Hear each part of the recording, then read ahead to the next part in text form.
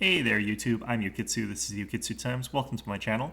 This is another episode of the making of. This time I'll be talking a little bit about the economy of the game and a little bit about the politics of the game, just because I know as well that some people have a little bit of difficulty in this game and it's not the fights, it's getting into a good position on the campaign map.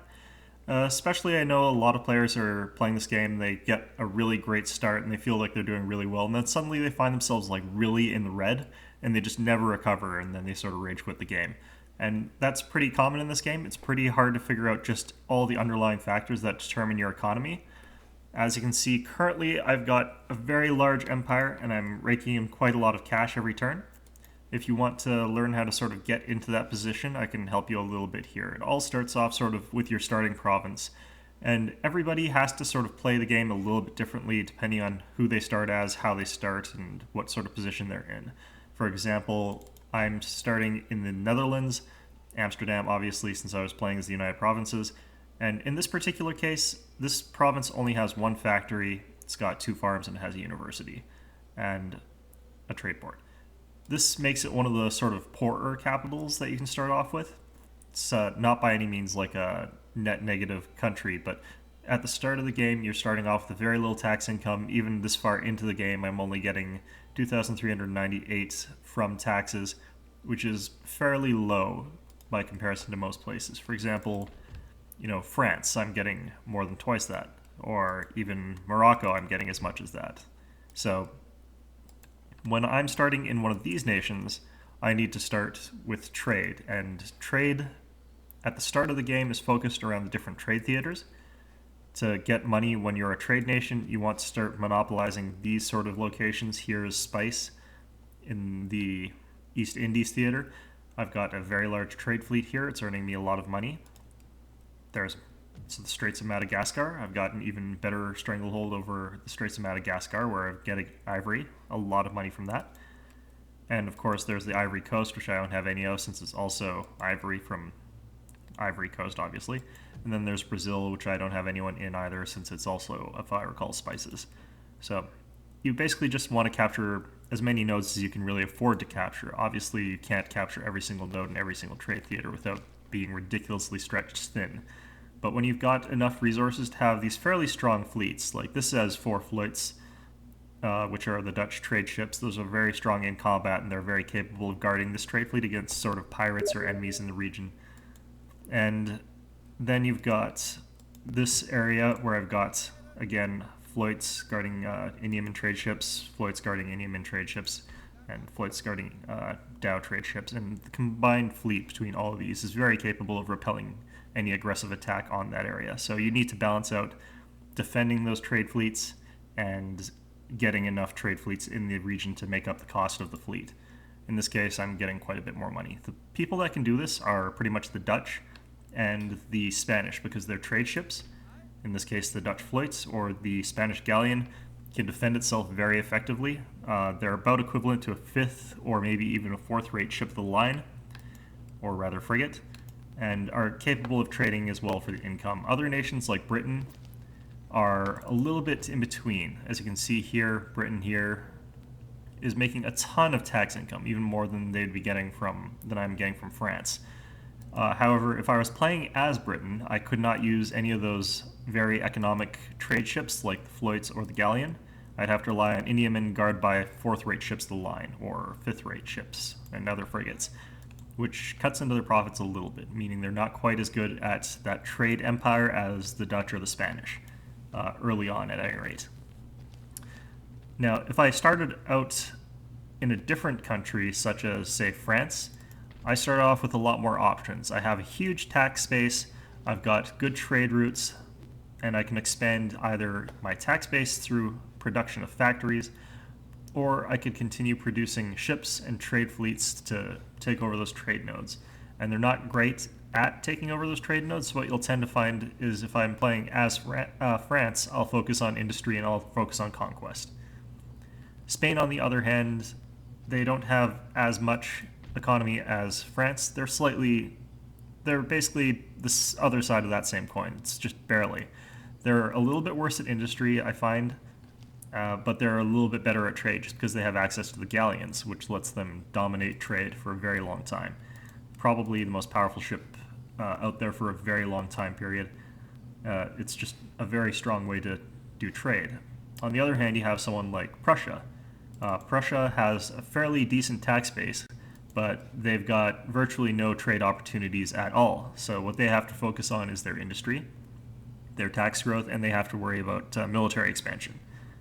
They can't focus heavily on the economy as it stands. They have to take over places. And then lastly, of course, you've got the full end of the other spectrum, Russia. Russia basically has no trade opportunities. They can sometimes eke out a bit of trade through Crimea if they capture it, but realistically, that port is never going to not be blockaded or raided the heck out of, since it goes through so many hostile ports. In particular, trying to get trade past Istanbul is usually difficult. So what you tend to focus on entirely with Russia is your factories. It's like a more extreme version of France. They focus on their factories and increasing their tax base because they have absolutely no option to increase their trade at sea. So depending on who you are, that's what you have to sort of start off with. By the middle part of the game, what you always need to realize is that you need to have some access to the sea and you need some access to a solid tax base. So I started out in the Netherlands. I had very strong access to trade. I had very strong trade ships and I had a very strong trade fleet. So what I needed was a solid tax base. So that's why I went for France so quickly. And that's why I decided to take over India before I took over America. Because India has a very highly taxable provinces. So for example, like Punjab, a very profitable tax region. You've got even Bijapur, and you've got Mysore. Mysore is very profitable for taxes. And you've got basically all of these highly profitable provinces in India for taxes. So if you need to focus on that, you can take it over. You won't get much trade out of them necessarily, but you're getting a lot of tax revenue. And the breakdown of this game is early game, you need to focus on whatever your nation's good at. The middle part of the game, you need to have good trade revenue and tax revenue. And by the late game, which is about where I am now, what you need to have is mostly tax revenue. And the reason for that is, as the game progresses, more and more nations get wiped out. And once those nations are wiped out, you can't trade with them anymore. Currently, for example, I have about a dozen trade partners, but during the middle part of the game, I had about 24 trade partners. I still have a lot of trade income just because of the nature of my trade agreements that I have left. Each of them is valued very highly since I have so many trade resources built up at this point in time. But I'm still going to find that my trade revenue is going to fluctuate towards the negative over the next few years just because more and more of my trade partners are going to abandon me or declare war on me or are going to get crushed by their enemies, which means that I'm going to be left without this 46,000 in currency. And losing that, I will actually be in the red. So I need to make sure that before all of my trade income is wiped out, that I am completely self-sufficient without any sort of trade income, and possibly without the other ones from the protectorates, as I am being paid off by my protectorates. So once you've hit sort of where I am now, what you need to focus on is upgrading your factories. And there's a method to upgrading factories. You don't just upgrade every single one. As you can see in France, which is one of my biggest industrial tax cash cows, I haven't upgraded this province over here, I haven't upgraded this province over here, and I haven't upgraded this province over here. That's because each of these towns is classified as poor. Now, a poor town with a factory on it produces less money than a wealthy town or a prosperous town. As you can see, this Clermont-Ferrand steam engine factory is very profitable because it's in a prosperous town. It gives me a lot of regional wealth, and it gives me a lot of growth in the region. And the reason why you don't just want to upgrade everything, even though this is quite a bit less profitable, is that these factories produce unhappiness in the poorer classes. As you can see, industrialization has contributed 12 points of unhappiness to this region to the lower classes, which is very nearly rebellious. If I didn't have such a strong justice minister, I'd probably be in trouble here.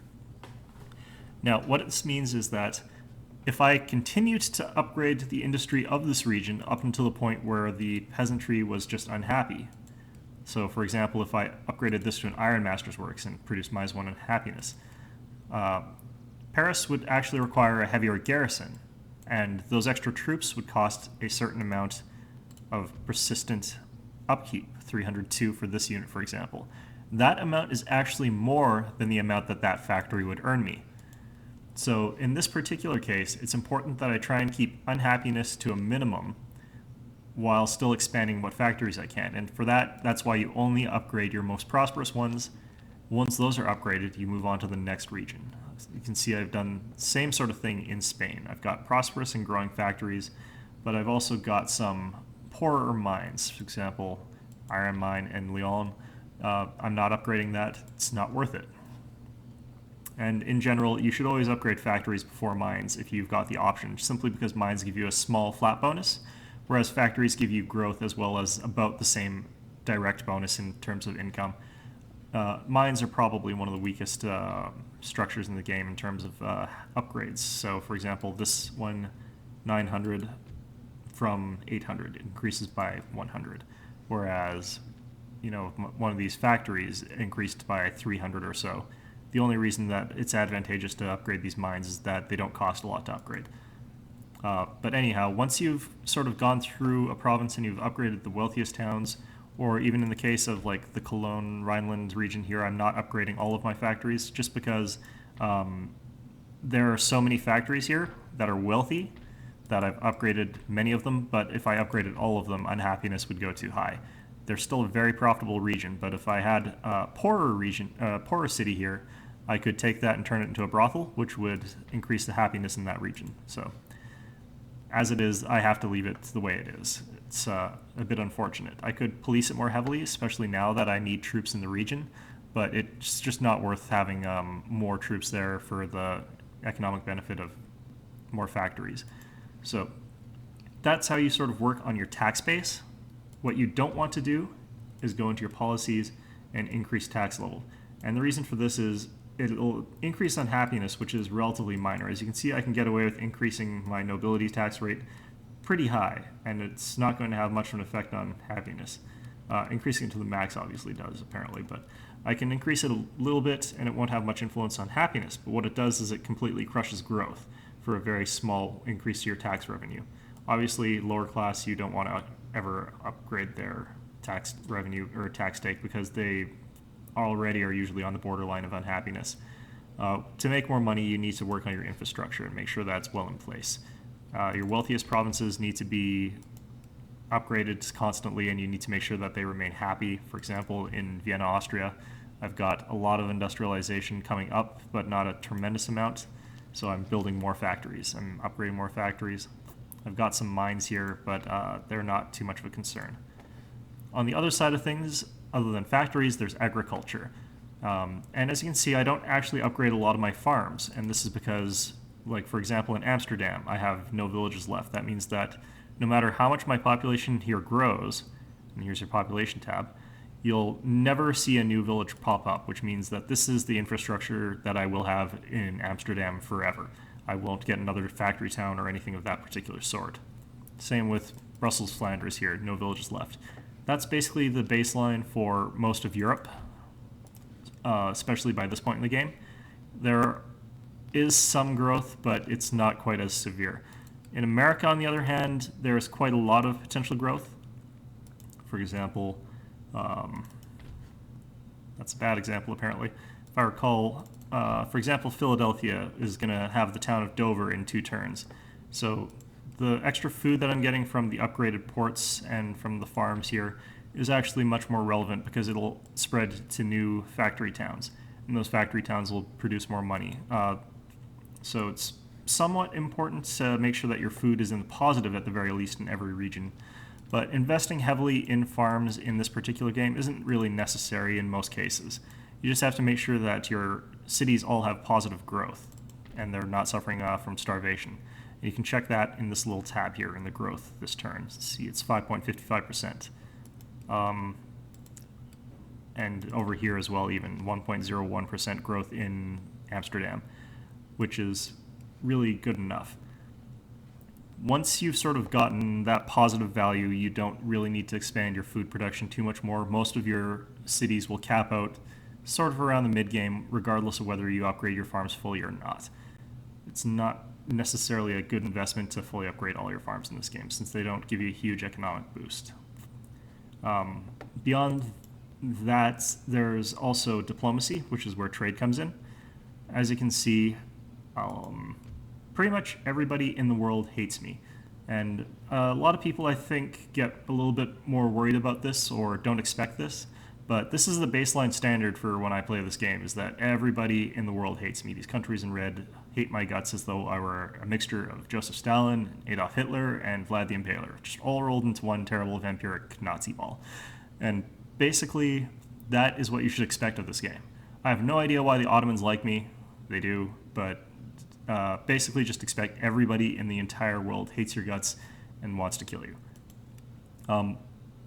What a lot of people don't expect is that that's going to happen. As you expand, that's a natural sort of consequence of it.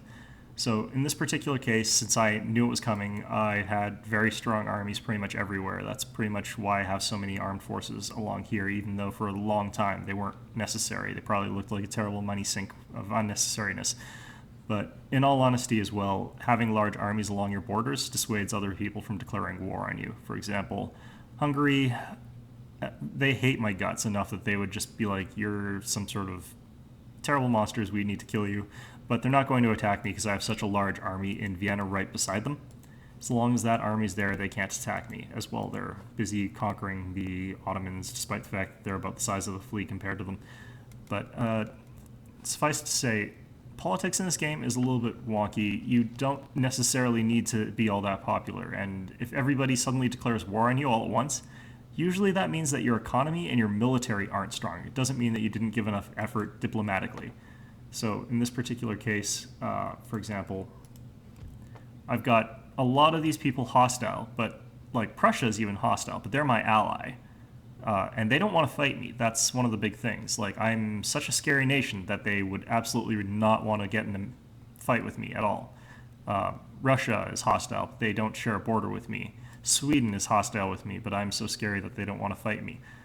So when you're dealing with politics, you don't really necessarily want to have to focus on actual bribes or paying off other nations or anything like that. What you want to do is be so scary that even if they hate you, they're not willing to do anything against you. Like, I've got tons of allies that hate my guts. Every one of my allies hates my guts, and they're all probably treacherous backstabbers just waiting to stab at me when I let my guard down. But, I mean, even here around Spain and Portugal, I have got my guard down, but they're so afraid of me that they won't attack me, and that's just sort of how the AI is programmed here.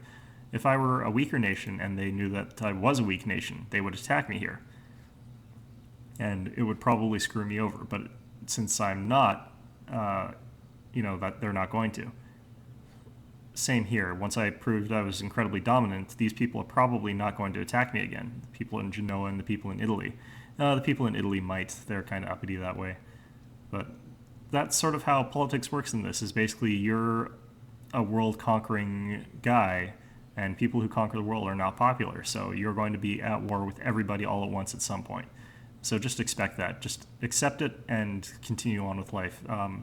You'll have a few allies that are actually honorable enough to stick with you to the end, even if they hate your guts. Like, Hanover's been great for me. They will always seemingly stick up for me, and I'll always stick up for them, and that helps out a lot, even if they hate my guts. And that's one of those sort of rare things. You can't expect it, and you should always defend your border against them anyway. And basically, that's how politics works. The most important political maneuver you can try and do is trying to find a nation that you are at war with, but can't really afford to be at war with at the time, and try and request peace from them. Here, Anna Sofia is going to say no, and there's no real reason for them to accept. But you can actually try and sweeten that deal and try and get them to go for peace, even paying you for peace, but I'm not in any position to demand that of them right now, and they're not really in any position where they would have to listen to me, simply because their armies are so large. But once you've beaten them down a couple places, they'll usually allow you to sue for peace. That's the only real important diplomatic action that I can think of. There is one other diplomatic action that's important, and that's requesting trade.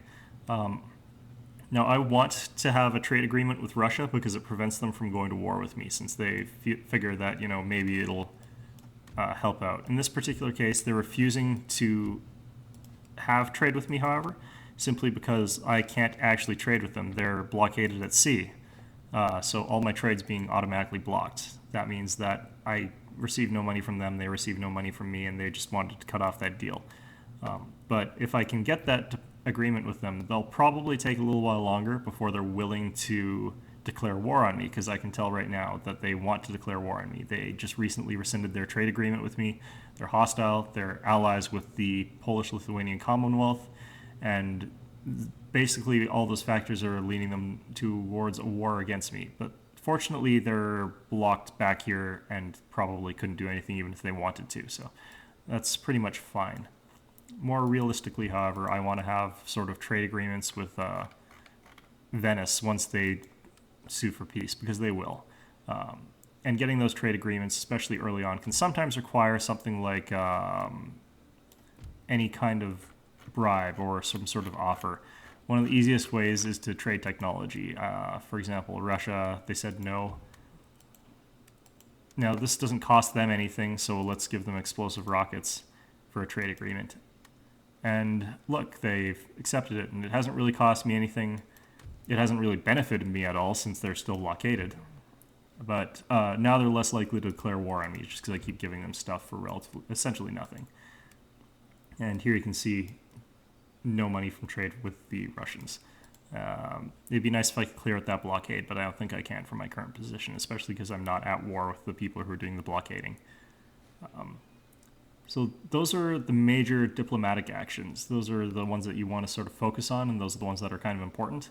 Another thing that I will do is trade technology for money. It's kind of an early game thing.